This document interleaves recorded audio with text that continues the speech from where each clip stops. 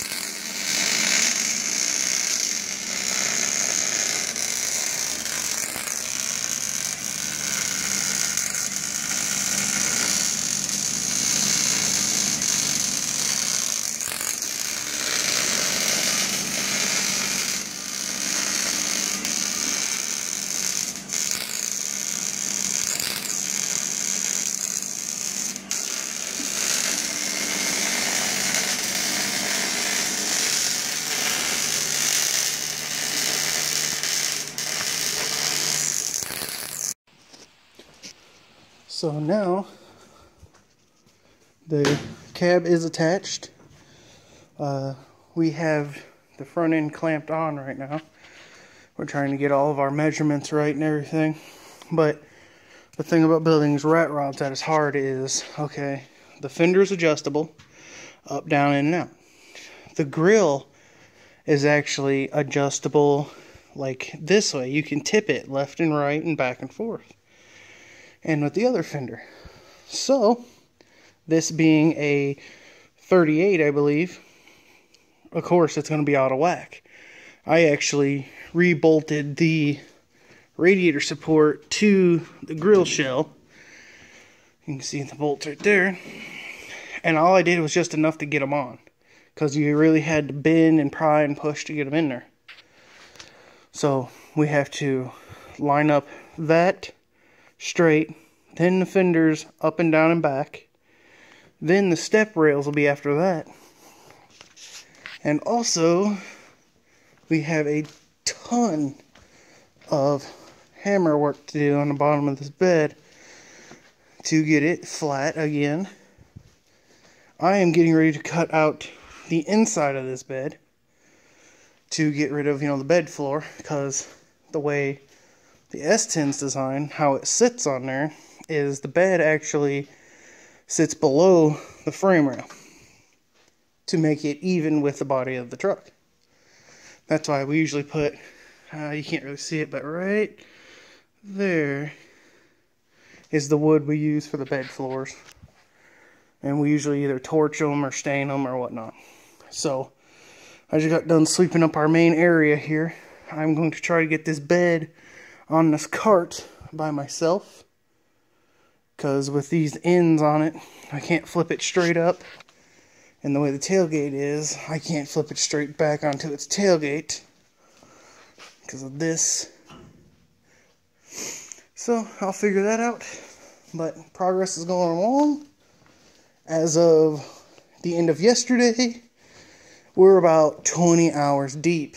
So really, if you work 8 hours a day on one of these and you just want a down and dirty rat rod, you can build one in a week. But if you want one built right and good, take your time, build it right.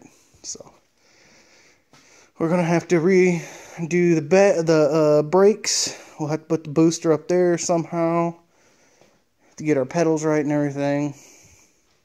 We also have to make our own floor pan.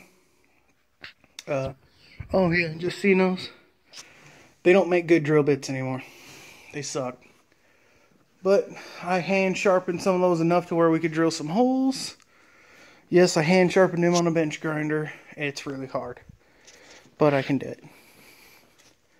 But that's where we're at.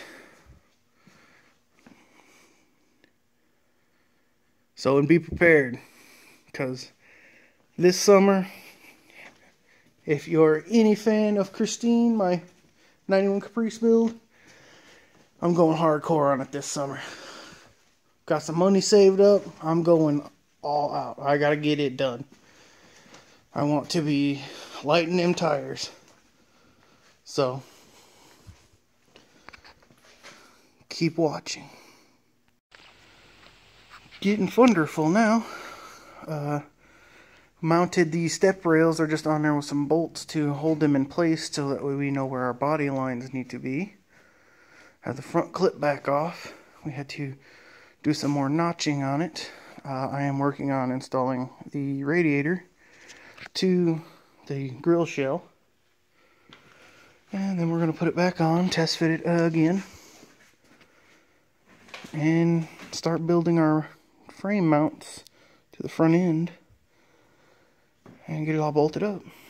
Then it'll be time to start running wires, setting the brake booster back where it needs to be, refitting the brake lines, and time to put the bed on. Alright, it's a nice sunny day. It is Saturday. You will probably see this video tomorrow.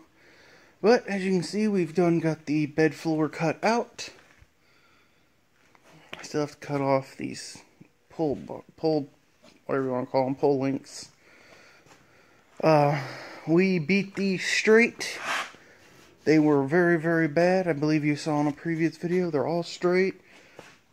This was all, like, I mean, wavy down through there. Bad. So, we cut it all, straightened it, welded it back to where it'd keep itself straight.